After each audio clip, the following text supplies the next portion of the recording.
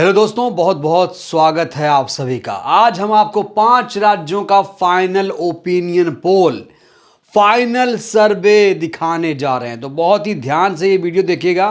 बहुत ही ज़्यादा ज़रूरी ये वीडियो है, बहुत ही ज़्यादा इंपॉर्टेंट ये वीडियो है, क्योंकि दोस्तों आपको पता है कि मिजोरम में चुनाव संपन्न हो चुका है और छत्तीसगढ़ में एक चरण का चुनाव खत्म हो चुका है। अब 17 नवंबर को मध्य प्रदेश छत्तीसगढ़ में विधानसभा के चुनाव होने वाले हैं। इसके अलावा राजस्थान में 25 नवंबर को विधानसभा के चुनाव होने जा रहे हैं।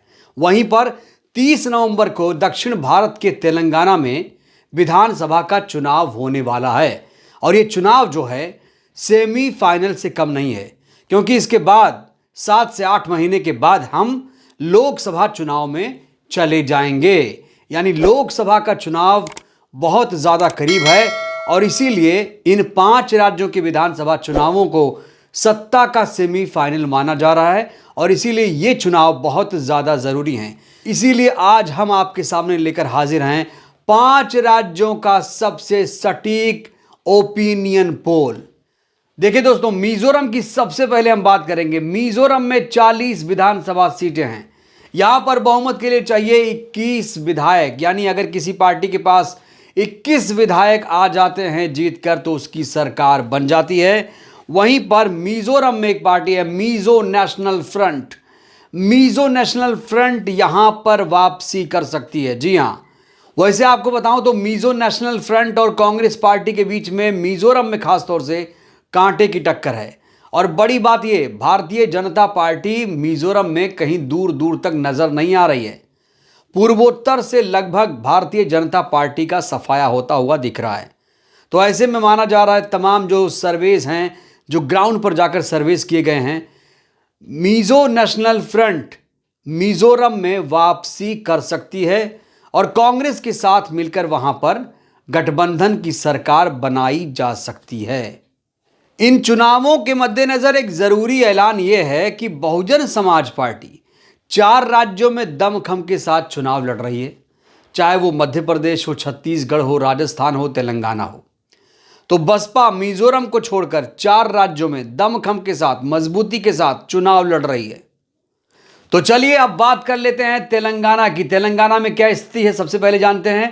तेलंगाना में 119 विधानसभा सीटें हैं। यहां पर बहुमत के लिए चाहिए 60 विधायक, यानी अगर किसी पार्टी के पास 60 एमएलए हो जाते हैं तो उसकी सरकार यहां पर बन सकती है। वहीं पर दोस्तों, इस बार तेलंगाना में बहुजन समाज पार्टी काफ़ी कमाल करती हुई नजर आ रही है। आपको यहां पर याद दिला दूं, एक ऐसे नेता उभर कर आए हैं तेलंगाना में जिनकी खासी चर्चा है। उनका नाम है आरएस परवीन और ये एक आईपीएस अफसर थे।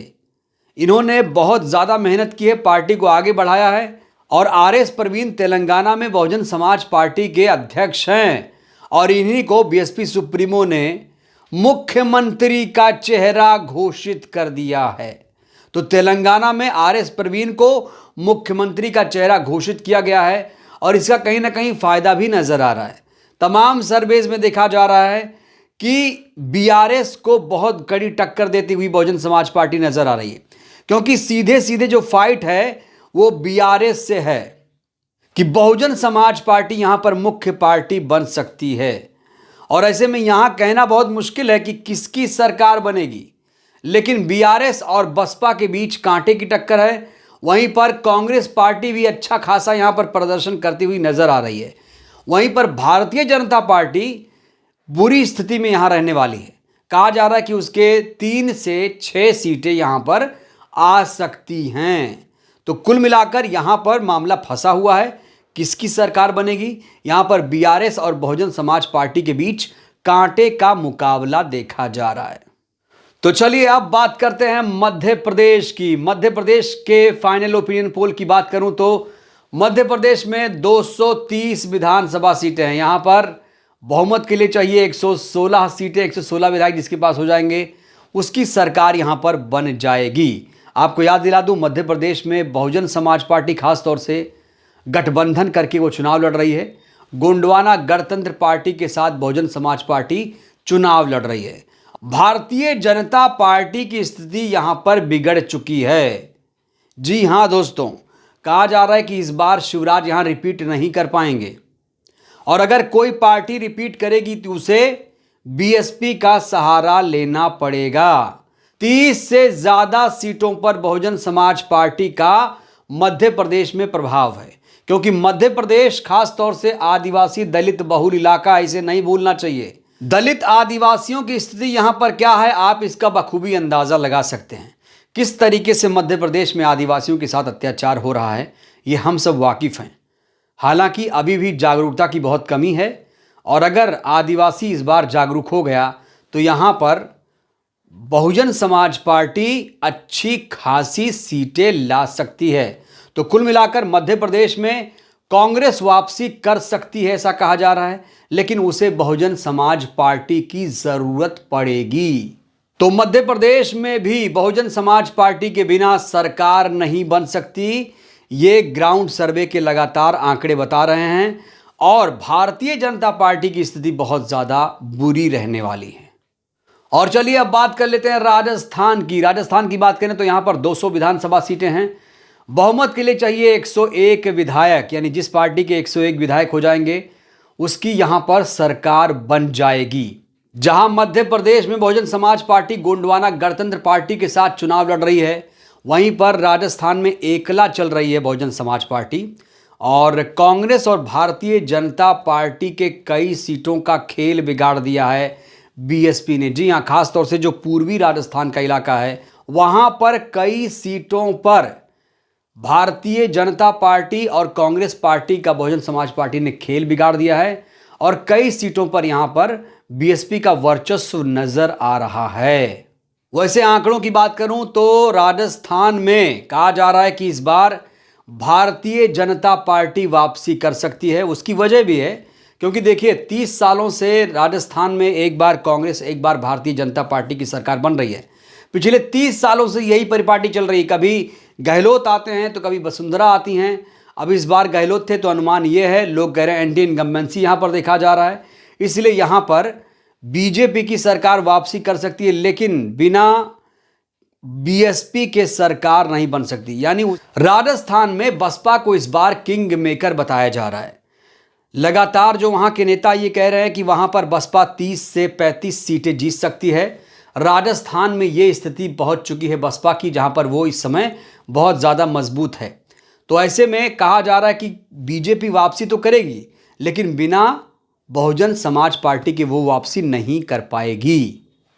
और चलिए आखिर में अब बात कर लेते हैं छत्तीसगढ़ की। छत्तीसगढ़ में देखिए, छत्तीसगढ़ में भी मध्य प्रदेश की तरह बीएसपी गोंडवाना गणतंत्र पार्टी के साथ गठबंधन करके चुनाव लड़ रही है।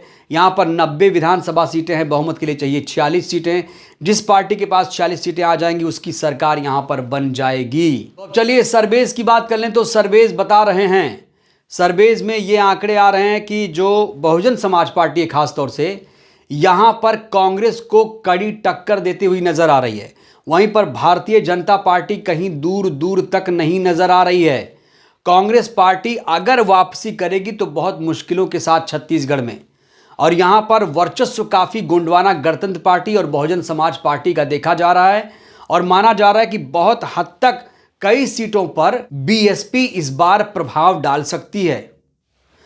तो छत्तीसगढ़ में कुल मिलाकर कांग्रेस और बीएसपी में कांटे की टक्कर देखी जा रही है, कांटे का मुकाबला देखा जा रहा है। देखते हैं 3 दिसंबर को क्या कुछ होता है। तो कुल मिलाकर एक लाइन में आप समझिए कि जो भारतीय जनता पार्टी है मिजोरम में नहीं दिख रही है, तेलंगाना में नहीं दिख रही है, मध्य प्रदेश में नहीं दिख रही है, और साथ ही साथ वो राजस्थान में वापसी करेगी, लेकिन बिना बीएसपी के वापसी नहीं कर पाएगी। छत्तीसगढ़ में भी उसकी स्थिति बहुत ज़्यादा डामाडोल नजर आ रही है।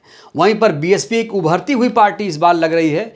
लग रहा है कि बीएसपी इस बार कुछ कमाल कर जाएगी। जिस तरीके से आंकड़े नजर आ रहे हैं, जिस तरीके से ग्राउंड पर जाकर बात करेंगे तो आपको लगेगा कि वाकई इस बार क्रेज काफ़ी ज़्यादा है बसपा के लिए, और बसपा इन 4 राज्यों में अच्छा खासा प्रदर्शन करती हुई नजर आ रही है। तो ये हैं 5 राज्यों के फाइनल ओपिनियन पोल। इस ओपिनियन पोल पर आपकी क्या राय है, अपनी प्रतिक्रिया आप लोग जरूर दीजिएगा। लेकिन यहां पर जरूरी बात यह है कि इन आंकड़ों को हमें मैच करना पड़ेगा 3 दिसंबर के आए हुए आंकड़ों से। देखते हैं क्या कुछ होता है 3 दिसंबर को। बहरहाल इस वीडियो में इतना ही। वीडियो को लाइक करिए, चैनल को सब्सक्राइब करिए, सहयोग करिए, वीडियो को जन जन तक पहुंचाइए, जिससे देश की जनता जागरूक हो। शुक्रिया।